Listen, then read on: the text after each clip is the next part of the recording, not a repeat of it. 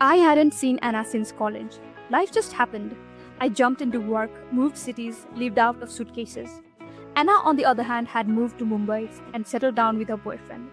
When I told her I was coming to Mumbai for a month for a client project, she was thrilled. Stay with me. Seriously, Rimi. Sam and I have a spare room. It will be like old times. I hesitated. I don't usually like staying with people when I travel for work. I need my space. But her excitement was contagious, and part of me missed her too much to say no. So I agreed. Anna was still Anna, bubbly, chatty, warm. Her boyfriend Sam welcomed me with a polite smile. Their apartment was cozy. Things felt familiar. Until they didn't. It started with Sam. There was something about the way he looked at me. Too long, too still, almost like he was studying me. One evening while Anna was in the kitchen, I caught him staring at me with a small grin. It made my skin crawl, but I shook it off. Maybe I was overreacting. I had been traveling a lot, sleeping weird hours. Maybe I just needed to stop being so suspicious. Still, things kept piling up. Sam left for work late at night and sometimes didn't come back for days. I asked Anna about it once over coffee. She just shrugged. His job's like that. He handles location-based projects, so he travels a lot. She said it so casually. I didn't push, but the feeling wouldn't go away.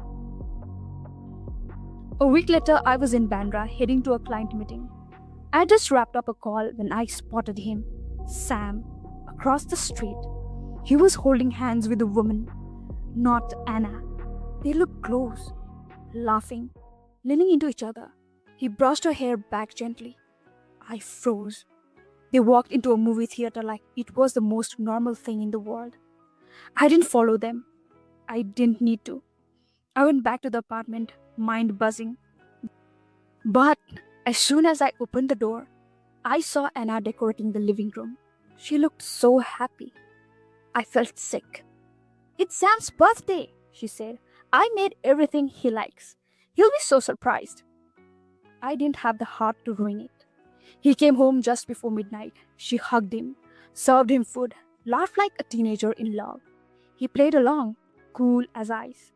And I just sat there, pretending not to see the truth.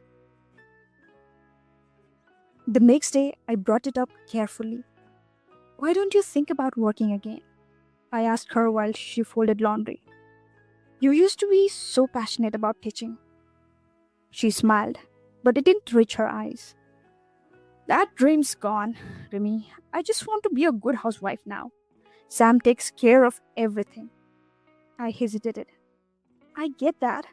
I just think maybe have something of your own too, in case life takes unexpected turns. She turned sharply. What's that supposed to mean? You think I'm useless? No, Anna, I didn't mean. You think your life is better than mine, don't you? Because you have a job and travel and wear fancy clothes. I was stunned. I didn't say that. I'm just worried about you. She didn't reply, just walked into her room and shut the door. That evening, I started packing. I decided I'd leave the next day after work. I didn't want to stay in the house anymore. But fate had other plans. After wrapping up my client meeting the next evening, I spotted Sam again, standing by his car, waiting. A few seconds later, the same woman appeared and hugged him. They got into a black SUV and drove off. I jumped into a cab and told the driver to follow them. The car pulled into a gated residential society. I got out and watched from behind the entrance. They held hands and walked into one of the buildings. I pulled my phone. My hands were shaking as I clicked the photo. It was real. Back at the apartment, Anna was curled up on the couch. She didn't look up when I entered. I sat beside her and handed her an envelope. I need to show you something. She frowned. What's this? I didn't say anything. She opened it and stared at the photo. Her lips parted. Her breath hitched. Tears filled her eyes. I'm sorry, I whispered, reaching out. But before I could comfort her, the front door opened. Sam walked in. Anna stood up, trembling. You liar! She screamed and slapped him hard. He stumbled, then shoved her back without thinking. She fell to the floor. "What the hell is wrong with you?" I yelled, rushing to help her. But Anna pushed past me.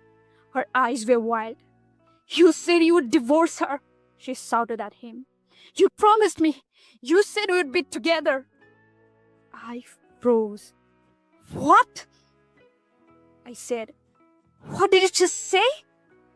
She didn't answer. She just kept crying, staring at Sam like he'd broken her whole world. Sam rolled his eyes. "Oh, come on. You really thought I was going to give up my actual life for you?" I blinked. "You're not the one being cheated on," I whispered. "You're the other woman."